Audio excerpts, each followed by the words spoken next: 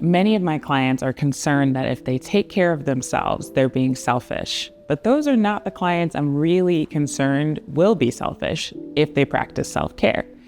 I'm more concerned if your behavior comes across selfishly when you're calling it self-care. So let's explore the difference, self-care versus selfish.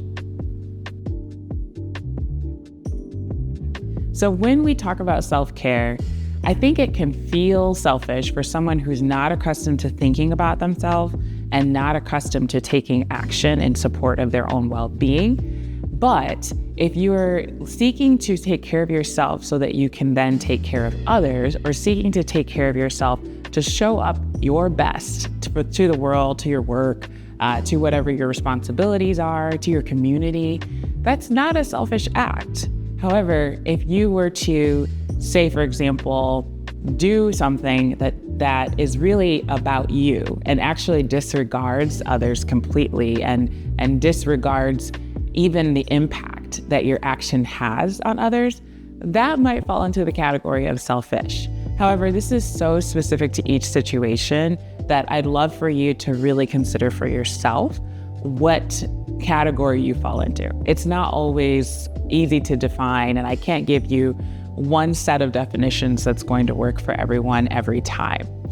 But as an example, if you have plans with someone and then you change those plans, maybe at the last minute or in such a way that impacts others' schedules and others' needs, it can be good to communicate about that. Yes, even if you have to communicate last minute, but the way in which you do so could indicate or at least influence someone's experience to make it feel like you're being selfish. So if you were to say, hey, I'm so sorry, or if you don't want to apologize, hey, something came up and I'm really not able to make it.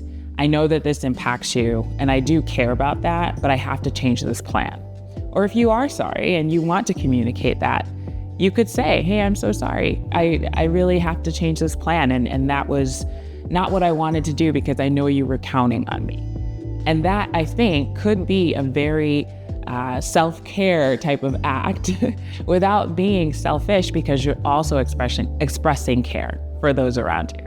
Now, if you were in that same situation and decided, I'm just not gonna go, I don't care what happens to anyone else involved, and this is about me, I'm taking care of myself.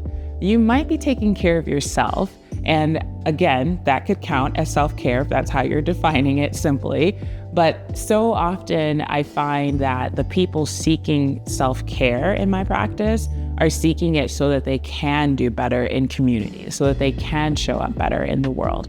And so for them, the concern is, yes, to take care of themselves, even as they continue to take care of others, or maybe not take care, but just show that they care about others.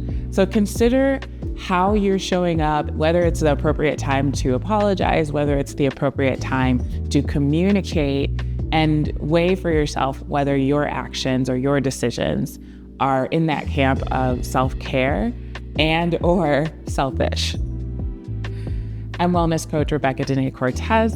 You can find me online on Instagram, Facebook, and TikTok at my handle, Rebecca Danae Cortés, and my website, RebeccaDanaeCortés.com. You can also shoot me an email if you're interested in getting in touch, RebeccaDanaeCortés@gmail.com.